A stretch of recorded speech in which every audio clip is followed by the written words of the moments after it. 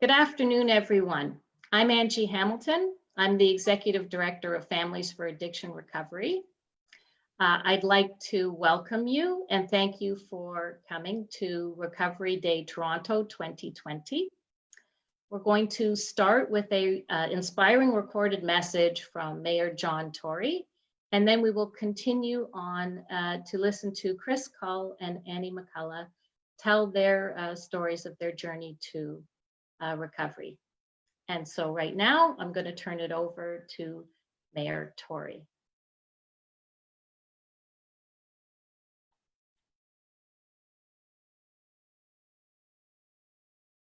Hello, Mayor John Tory here. I'm pleased to help acknowledge Recovery Day because it both recognizes the efforts of those who have recovered and those who are recovering, and it brings them hope. I don't know how many people realize we have two major public health crises on our hands, COVID-19, of course, and an opioid overdose epidemic. Problematic substance use is a health issue and needs to be treated as such. It affects hundreds and hundreds of individuals and families from all different walks of life. It is preventable and treatable, yet for decades it has not received its proportionate share of healthcare funding for chronic disease. And that is at least in part because we just don't talk about it. Problematic substance use needs to be met with compassion, with harm reduction, with treatment, and with support. A criminal record actually doesn't help. We are offering that support and saving lives today in ways we wouldn't have done in the past. That includes safe consumption sites, which have saved hundreds of lives in this city alone, and more recently, safe supply initiatives, which will also save lives. As we move more in the direction of harm reduction and putting people in a position to recover, we will continue to be called upon to think about this challenge in different ways. Recovery is not just abstinence. It includes those who are moving away from problematic substance use towards wellness. Those who choose to recover out loud bring hope to others and are important role models for those who are still struggling, especially our youth. And so today we celebrate those starting or continuing their daily journey to wellness. It's hard work, and you all deserve to be well and to know peace. And that is why we are marking Recovery Day 2020. And I hope the recognition of the day itself brings hope and a feeling of support to all those who have recovered and those in recovery. And now I'd like to read the official proclamation day of Recovery Day 2020. Whereas today is a day to recognize the stigma attached to substance abuse disorders and raise awareness and celebrate those in our community who have recovered from addiction. Recovery can be a long and difficult journey. Today is a day to raise awareness about how addictions affect lives, the path to recovery, and to support for those still living with addictions. The City of Toronto supports organizations and individuals committed to raising awareness about diseases, conditions, and illnesses that affect all Canadians. Through education, fundraising, and support, the health and well-being of our communities are improved. Now, therefore, I, Mayor John Tory, on behalf of Toronto City Council, do hereby proclaim September 28th, 2020 as Recovery Day in the City of Toronto. Thank you.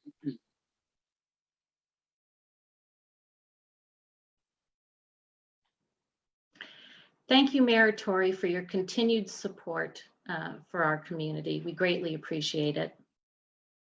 When I first spoke at Recovery Day Toronto, it was 2017, and the opioid epidemic was well underway. And at the time, I naively thought really that it couldn't get any worse. And it is so much worse today. And I'd like to take a few moments to talk about some of the good things and some of the bad things that have happened since then.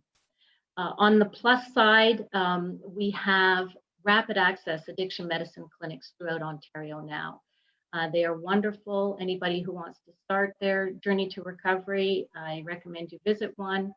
And I'd like to thank everybody who's working in one of these clinics for their work to get our loved ones into, well, working towards wellness and staying there.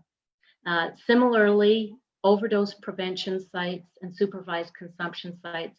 I'd like to thank all of the harm reduction workers working at those sites or elsewhere for all of your continued good work to keep our loved ones alive and supported.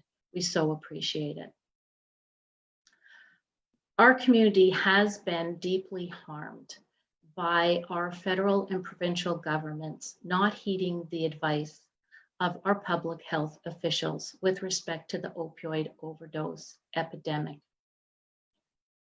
Their response to COVID has shown us what they can do when they want to, and the lack of action on the opioid overdose epidemic turns pain into suffering. We must take a moment to recognize the preventable deaths and losses being incurred in our community. And our hearts are with all of those families and friends who have lost a loved one. Too many will never celebrate recovery because of decades-long underfunding in the healthcare system for those with problematic substance use, and also due to failed drug policies and health laws that fail to protect all of us, but perhaps particularly our youth. And although in many ways it's difficult to celebrate today, it's all the more important to do so, to give hope to those who are still struggling and their families. Today, we acknowledge all the hard work done by those in recovery, both those who are abstinent and those who are moving away from problematic substance use towards wellness. Congratulations, keep going, never give up. You deserve it, you deserve to be well. And the same goes for our families who are on their own parallel journey to our own wellness. Finally, if you are struggling with problematic substance use and you use unregulated substances, please don't use alone. And if you're in Ontario and you're going to use alone, please call Grenfell Ministries Overdose Prevention Line at 1-888-853-8542. They will call EMS if you don't respond after use. And now I'd like to introduce our first speaker, Chris Cull, who is an entrepreneur, a member of the board of the Canadian Centre for Substance Use and Addiction. And he is going to share his journey to wellness with us. Chris? Thank you, Angie, and thank you all for joining us. My name's Chris Cull. I'm 35 years old, from Bowmanville, Ontario. My story begins with when I was a teenager. My dad, he was diagnosed with Huntington's disease, and he was a paramedic for 27 years, lost his job, lost his driver's license, and he gave up on himself after losing those important things in his life. He started drinking rather heavily, and he just gave up hope. And when I was around 19 years old, he started trying to take his own life on a consistent basis, where I was out living constantly on edge, whether I didn't know if I was going to be coming home to the worst day of my life and finding him past deceased. So when I was 22, he didn't come home one day, and I eventually searched around and figured out where he might have been. And long story short, I found him deceased in a hotel room, and that broke me as a human being. I didn't know how to handle that loss and that pain, that trauma that came with it, and I started using Percocet to try to start. I had a life going, and I wanted to continue on, but I just didn't know how to handle it. So I just started using Percocet to try to numb me out enough to get me through my day, so I could continue on with everything I had going on in life. And that just quickly escalated out of control. I was using upwards of 30 Percocets a day at one point, and then I discovered OxyContin. And that quickly escalated to using 580 milligram OxyContins a day for 2 years. I lost the house he left me, any inheritance. My girlfriend at the time I loved dearly, and I just lost everything that meant anything to me. And I understood I had to I had to start working to turn things around. So I tried going cold turkey twice, but I wasn't able to do it, and decided to go on a methadone, really because I didn't really know what other options I had out there. So that was a 5-year journey through methadone. And to the latter 2 years of that, I went 2 years without gas in my home and was stealing my food to eat. Where I went down to 139 pounds, and just going day to day, not knowing if I was going to be eating that day. So one day I was working my job as a cashier, and this long story, this guy frisbeed the sign in my face and cut my nose open to save 50 cents on 3 apples after reaming me out. And I was just like, I can't live like this anymore, and decided that I have to start moving forward. So I quit my job that day, and then I went home and just stared at a wall unit for 2 hours, just thinking about what I was going to do with my life. So I got to work. So I wrote down these 4 boxes, my passions, interests, hobbies, and stuff I knew I hated, to figure out what direction I wanted to go in life. And eventually came to the conclusion I wanted to travel again. So I decided I was going to ride a bike across Canada. And because I'd seen so much through my years of opioids, I wanted to see what it was like across the rest of the country. So took me a year and a half to taper off from 120 milligram daily dose down to 0.5 milligram before I took the leap off. And January 27th of 2014, I finally conquered that Mount Everest of methadone, and was able to start pushing on my life. And then, so I got off January, was on the road riding in May, and I started working towards everything as I was tapering. And so, summer 2014, I rode from Victoria, BC to St. John's, Newfoundland, producing and directing a documentary about the opioid crisis, going town to town, coast to coast, sharing my story within the film, and also going out and doing all the crazy stuff I always dreamt of doing that I couldn't do when I couldn't travel. So hammered a bucket of golf balls off the mountains in BC, jumped out of an airplane over Montreal, and so forth. And was able to, and did a second bike ride across Canada in 2016 to raise awareness about the opioid crisis. Where that all led me now is, yes, I'm on the board of directors, as Andrew mentioned, the board of directors of the Canadian Centre on Substance Use and Addiction, and work for another handful of other organizations that I'm super happy to use all that knowledge that I accrued over that difficult period in time in my life that I could use to potentially help people. But my overall message to anybody out there struggling is, listen, like, it's hard. You're struggling. And even when you do feel like sometimes you found recovery, you might fall down sometimes. But at the end of the day, it's not about the fact that you're falling down. It's just that you just keep getting back up. Just fall down 9 times, get up 10. As long as you don't know how close you are to succeeding until you get up to that one last time and actually do it. So for anybody out there struggling, I promise you, no matter how deep or dark of a hole you're in, I promise you things can get better. Just keep working at it, keep pushing forward, and just don't give up hope, because you're worth it. Thank you. Chris, that was both heartbreaking and inspiring. I'm so glad you came and shared with us today. I can see why your shirt says inspire. You're a great role model for our youth. Thank you so much. Well, thank you so much, Angie. You're the best. And now I'd like to introduce Annie McCullough. I'm sure for many of you, she needs no introduction. Annie, of course, has been a very outstanding advocate for the recovery movement in Canada.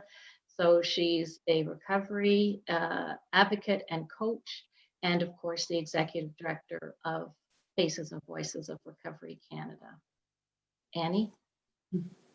Thanks, Angie. Thanks so much. And thanks, Chris. It's always a pleasure to be doing anything with you. I love that I've been on your journey with you, I think, since almost the beginning, and just congratulations on all of your efforts and all of your endeavors. So I'm always right here behind you, rooting for you. So my name's Annie, and I'm a person in long-term recovery. And for me, that means that I haven't used, alcohol for 12 years and nicotine for almost 11. And most recently I've been trying to work on what I believe is the underlying piece in all of this, which Chris touched on, which is trauma. And I grew up in a fairly dysfunctional alcoholic home, and my father lost his battle with addiction when he was 11. When I was 11, he was 45. And I was also adopted, so I have that that other kind of primal wound, they called it, around abandonment, which is the earliest kind of trauma you can experience as a human. So, I mean, I understand so much of that today. I didn't understand it all when I first came into recovery. It was really, you know, as Mayor Tory talked about, and Angie, like, it was about abstinence. I knew I needed to stop drinking and using drugs to in order to be able to deal with anything, because I hadn't really dealt with anything my whole life. I had just been compartmentalizing and, you know, burying anything that was painful. And so from the time my dad died through my teenage years, and, you know, terrible choices in relationships that were abusive, alcoholic men mostly, through a car accident that nearly killed me, through, you know, my business partner was shot and killed in an after hours in 1999. All of these things, they just kept piling on top of each other, and none of them were being dealt with. So, you know, when I got sober in 2008, like I said, it was really the journey into recovery was about abstinence for sure in the beginning. And I went to a treatment center, and I was very fortunate that I was willing to listen to what they said to me. And I have managed to stay sober from that point forward. And I have also, you know, really struggled. Like my recovery has not been an easy journey. It's been wonderful because I've had advocacy and working in the field to help me stay grounded. But for my own personal journey, it's been really, really difficult because I no longer have those coping mechanisms. So my trauma is all still there. The pain is all still there. And when it comes flaring up, which it does, it can be a lot for me to handle, and for those who love me around me to handle too. So yeah, so about 4 years ago, I really had to acknowledge that not only did I suffer with addiction, but I suffered quite with severe PTSD. And I did some work on that at that point 4 years ago, and I did some work with a therapist over a couple of years. But then, you know, most, like, just these last few months, it's gotten really bad again. So, you know, we really do understand a lot more about recovery now, that it's not about, you know, the substances, they're the symptom. You know, addiction is a symptom of that underlying piece. And so, you know, I've been a big advocate for recovery, and I will continue to be one. And I'm also really have changed my relationship to that word and what it means. And for me now, you know, the thing I advocate for most is that people continue on their recovery journey and don't just stop at becoming abstinent, because abstinence does not define recovery. They're not synonymous. They're not synonymous at all, in fact. And so, you know, to just become abstinent and not do any of the underlying work, to me, is, it's just, you know, in certain 12-step rooms, they would call that a dry drunk. And I'm not interested in being dry. I'm interested in being well. I love that Mayor Tory said wellness and peace, you know, because that's what I wanted ultimately in my life. I wanted peace. And I never had it, you know, not peace of mind, and not, you know, not peace in my body. So I'm actually going to be going off to work on my PTSD for the next 6 weeks. Today is my, yeah, it's kind of interesting that I'm doing this talk today on the day that I'm going off on this next phase of my journey. So that's my message, is keep, you know, don't just stay sober and abstinent. That's great. If that's where you can get to, that's amazing. And I'm not in any way underestimating. Just like Chris said, it's hard work just to stay away from the substances or the behaviors, the food, the shopping, the gambling, whatever it is that we're doing that's harming us. Those things need to go away first. And I also would highly encourage everyone to continue to not just strive for abstinence, but to strive for true recovery, true wellness and wholeness and health in all the ways, so that peace can be achieved. Because peace for me is, you know, if you ask me what my wish list in life is at this point, there's nothing on that list other than peace. So that's what I wish for all of you. And I'm so grateful to be part of Recovery Day every year. So glad that we did this. Angie, thank you for continuing to carry that torch for Toronto. It really means a lot. It is my hometown, even though I don't live there anymore. So I really do wish all of you, a peaceful peaceful day and a peaceful rest of Recovery Month. Thank you.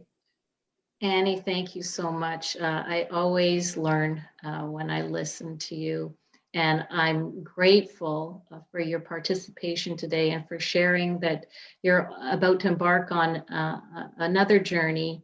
And I hope that you do find peace on that journey. I think, frankly, it's what we all need to do. It's what we all need to do constantly anyway, and it is all about wellness.